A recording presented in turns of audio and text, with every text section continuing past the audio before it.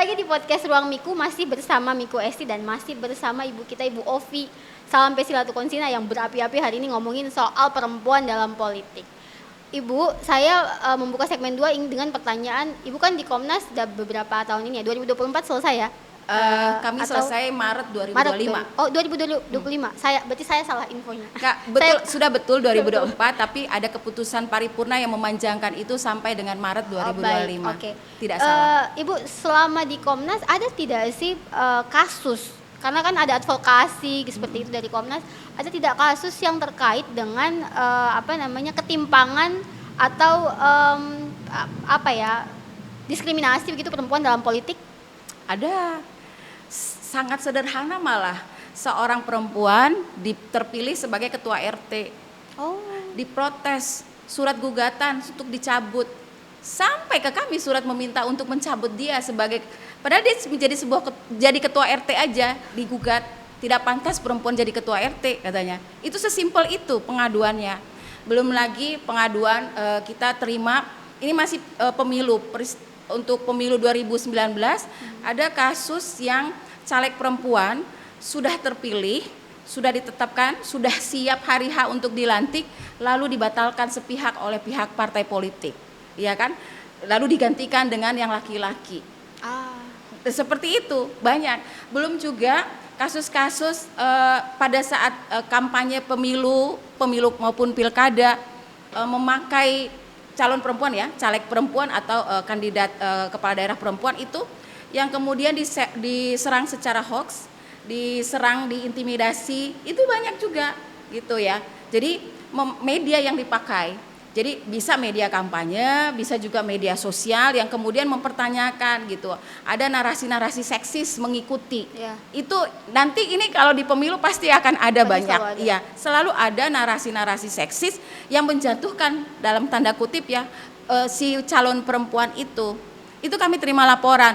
Belum juga terima pengaduan soal diskriminasi atas keterpilihan di struktur Bawaslu, KPU maupun PPS sampai di dalam struktur penyelenggaraan pemilu itu pun dapat pengaduan itu gitu loh. Jadi sebenarnya masyarakat ini sudah concern, sudah paham benar bahwa ini loh ada ruang buat perempuan berpolitik. Lalu kenapa kami didiskriminasikan? Lalu kenapa masih kami diberikan ancaman, diteror, mendapatkan kekerasan dalam berbagai bentuk. Ya. Jadi itu memang terjadi. 2 hari yang lalu kami baru saja dari Komnas Perempuan kami meluncing pedoman pengawasan terhadap penyelenggaraan pemilu dan hak politik perempuan dari sisi HAM-nya. Nah di situ kami melihat bahwa ada penyelenggara negara, khususnya penyelenggara pemilu dan partai politik, pemerintah maupun lembaga-lembaga pengawas itu perlu mempunyai pemahaman tentang kerentanan perempuan pada pelaksanaan pemilu. Kerentanan terhadap kekerasan yang mungkin dialami, baik itu kekerasan fisik, kekerasan psikis, kekerasan seksual, kekerasan ekonomi maupun kekerasan siber. Karena ini berpotensi terjadi baik sebelum pemilu, pada saat maupun sampai nanti selesai pemilu. Nah ini kami di ruang ini terima kasih, saya juga berharap kita semua bisa mengenali kerentanan perempuan dalam penyelenggaraan pemilu. Bukan saja sebagai penyelenggara pemilu ataukah sebagai partai politik, tetapi sebagai warga masyarakat. Perempuan rentan sekali untuk kemudian, contoh ya, narasi-narasi seksis yang diikutkan di media, baik media kampanye maupun media sosial, ataupun kemudian muncul itu berita-berita hoax. Ya. Atau perempuan itu tidak pantas, masa dia ini bisa lah ada mendiskreditkan, kemudian ada pembunuhan karakter. Seperti itu. Apakah ini menunjukkan memang bahwa masyarakat kita itu memang belum siap untuk kepemimpinan perempuan? Itu antara siap dan tidak siap. Di satu sisi maka mereka pasti mengakui kemampuan perempuan. Boleh dibilang kan sebenarnya anak-anak sekolah sekarang kualitas anak perempuan malah jauh lebih baik ya, yang capai ranking lah, juara lah dan lain sebagainya kan. Tetapi nanti kemudian dia terbentur di sailing class ya, bahwa dia tidak bisa sampai lanjut karena alasan konservatif, tradisional, harus ada di rumah, maka kecerdasannya itu kemudian terkubur begitu saja karena alasan-alasan budaya patriarki kita, domestifikasi dan lain sebagainya. Tetapi bahwa yang harus diingat bisa jadi tanda kutip para kandidat lain menganggap perempuan itu ancaman. Oke. Ya. Ya. Bisa seperti itu ya kan, siapa saja, dan perempuan harus siap untuk itu, bahwa dia sumber ancaman dalam pemilu karena kualitasnya dia, iya oke saja, dan ayo kita fair. Pemilu ini kan butuh jujur, adil, ya kita fair, kita lakukan itu secara fair, dan perempuan juga tidak harus jumawa Ya, betul. dengan kemampuan yang Ya. dia miliki, tetapi kan dia harus lebih melihat sesuatu dengan lebih bijaksana kan. Orang-orang kan sering bilang kalau perempuan itu sangat emosional, perasa dan lain sebagainya. Nah, ini menyeimbangkan logika dan rasa. Perlu diseimbangkan logika dan rasa supaya betul-betul dia bisa memahami suatu persoalan tidak karena alasan emosionalnya dia. Baik, terkait dengan itu Bu, Ibu kan sudah pernah menjabat sebagai pejabat publik lah ya, menjadi wakil wali kota Ambon. Saya membayangkan ini, entah ini boleh ditanyakan atau tidak, bagaimana sih kondisi kebatinan seseorang perempuan yang menjabat posisi penting dalam pemerintahan? Artinya pasti ada banyak hal yang jadi kalau orang bilang kos politik, saya bilangnya ada banyak hal yang dikorbankan boleh seperti itu, karena orang selalu bilang, oh kalau misalnya dia jadi pemimpin, kalau dia yang jadi pejabatnya, nanti gimana anaknya? Karena itu semuanya dilekatkan ke kita. Saya mau tanya dong dari Bu Ovi seperti apa itu Bu pada saat itu, atau nanti sekarang lagi mau ikut seleksi untuk pejabat Gubernur Maluku, bagaimana Ibu melihat itu? Kondisi kebatinan Ibu Ovi. Iya, artinya secara pribadi tidak bisa dipungkiri beta istri dan ibu dari mama dari beta punya 4 anak gitu.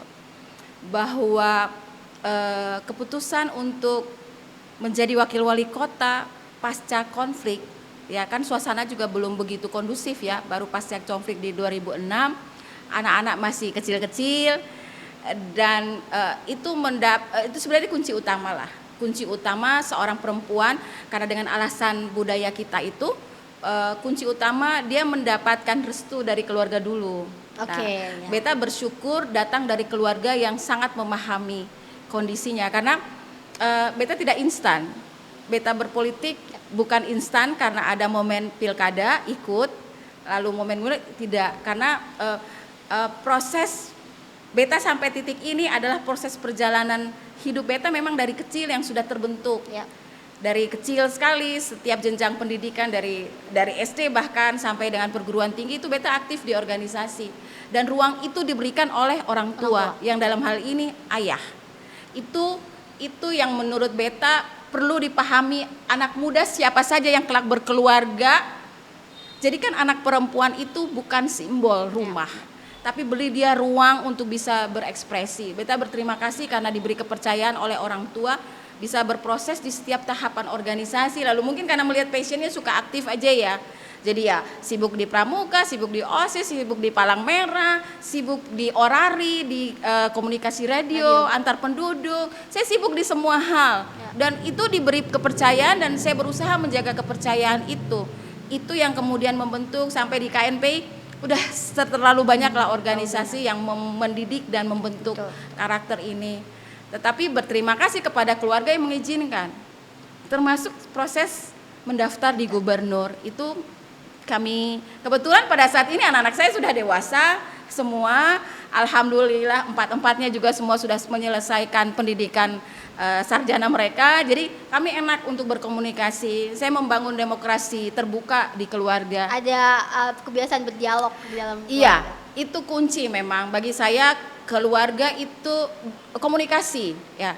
Jadi keputusan untuk sampai mendaftar itu di detik-detik terakhir disepakati sama anak-anak. Kebetulan kami semua sedang berada di acara wisuda anak bungsu saya, dan semua berkumpul karena anak saya terpencar-pencar nih sebenarnya. Ada yang di Makassar, ada di Bima, ada di Ambon, dan ada di Jakarta. Kami berusaha ada momen untuk dikumpulkan.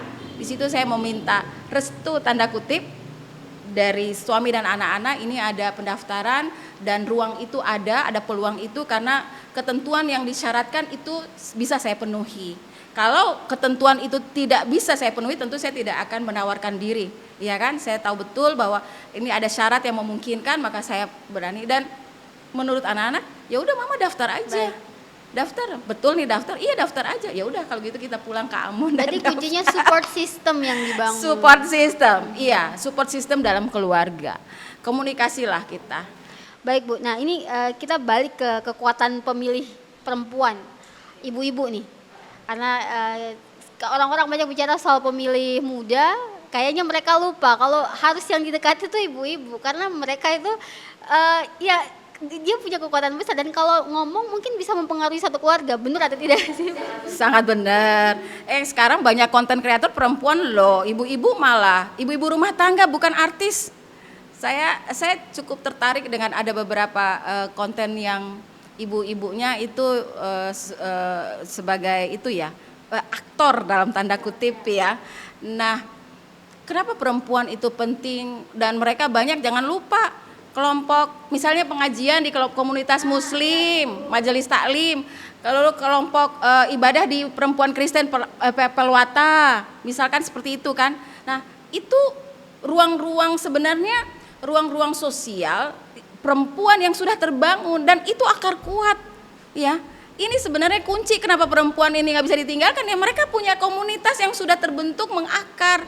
Dan satu kali ini tersebar, ibu-ibu apalagi kalau ngomong, udah pilih yang ini, pilih yang itu, kuat banget itu. Iya. Saya udah dikode di sana, tapi saya masih mau terus lanjut nanya.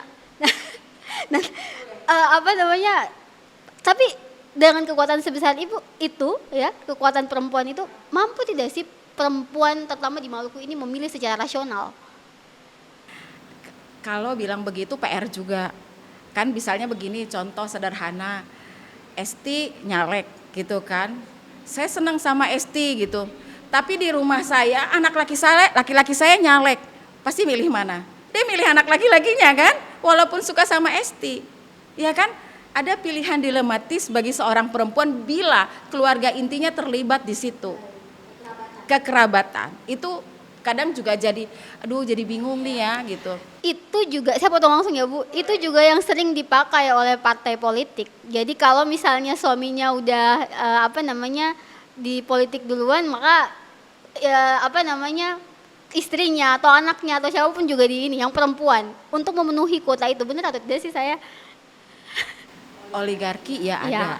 Artinya memang kita belum bisa sampai di titik dewasa, perempuan demokrasi dewasa kita masih dalam pembelajaran ya, kalau boleh dibilang demikian, belum seutuhnya, tapi harus diingat demokrasi tanpa perempuan is not democracy. Gitu. The best democracy is with women ya. Iya itu. Nah saya langsung ke pesan deh untuk pemirsa TVRI Maluku, khususnya yang nonton podcast dan yang perempuan. Pesan Ibu untuk mendorong keterlibatan mereka semua ini aktif dalam pemilu di 2024 khususnya, baik sebagai pemilih, kemudian mereka yang terlibat sebagai caleg atau ikut kontestasi politik, dan juga yang mereka jadi penyelenggara pemilu. Apa pesan Ibu kepada mereka?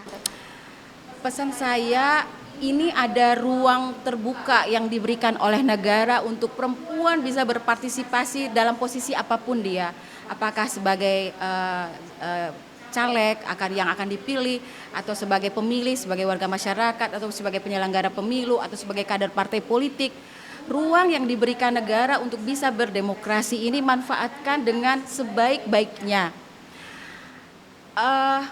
Explore lagi kekuatan perempuan. Kekuatan perempuan itu di mana untuk kemudian bisa memberikan ruang kesempatan yang sebesar-besarnya bagi negara untuk hadir dan melihat keterlibatan mereka sebagai satu entitas yang tidak bisa dipisahkan.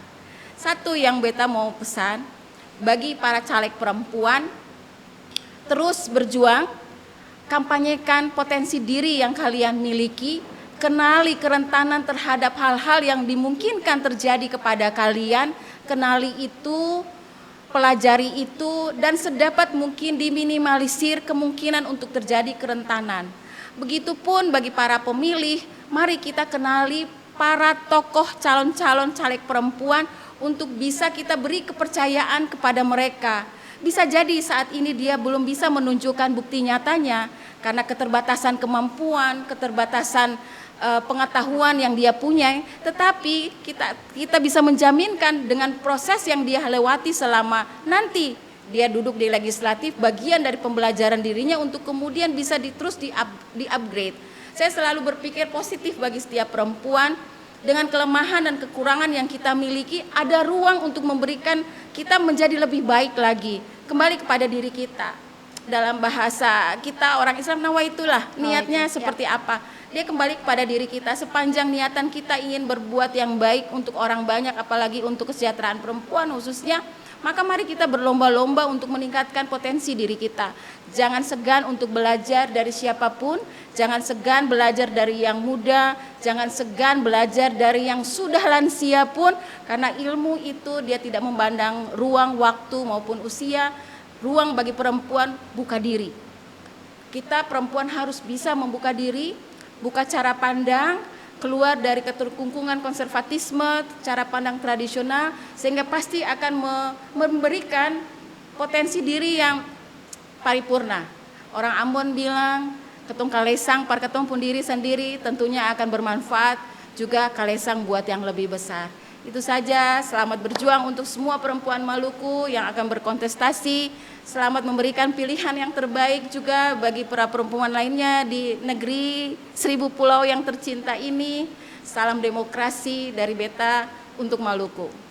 Terima kasih banyak Ibu Ovi, pesannya itu kayaknya masuk juga ke saya ya. Saya juga harus semangat kayak Bu Ovi nih. Kayaknya kita masih muda-muda aja jadinya malu sama Bu Ovi yang sudah senior tapi masih tetap kayak gregetnya masih terus dapet ini. Begitu juga untuk pemirsa TVRI di rumah, semoga apa yang disampaikan tadi, obrolan kita tadi bisa dapat insight ya, bisa memberikan wawasan terutama terkait kepemiluan dan demokrasi. Karena menyongsong pesta demokrasi kita yang harusnya kita jadikan momen yang kita rangkul betul momentumnya, sehingga kita tidak menyesal karena untuk menentukan pemimpin yang akan menelurkan kebijakan-kebijakan yang ramah terhadap perempuan tentunya sampai 5 tahun mendatang. Demikian perbincangan kita di podcast Ruang Miku kali ini. Jangan lupa untuk selalu update konten-konten kita di medsos TVRI Maluku. Kita ada di YouTube, Instagram, TikTok, semua kanal media sosial kita ada. Nanti kita juga follow akun medsosnya Bu Ovi karena kayaknya juga cukup aktif. Di Instagram. Kalau di Instagram, oke. Kalau lagi tidak banyak kegiatan aktif ya. Aktif betul. Semoga kita bisa saling silaturahmi terus Ibu dan sukses untuk nanti ke depan. Semoga apapun yang langkah Ibu ke depan bisa memang membawa hal baik, terutama untuk Maluku dan juga Indonesia. Amin. Demikian, sampai jumpa di podcast edisi berikutnya. Dadah. Terima kasih. Terima kasih banyak Bu Ovi.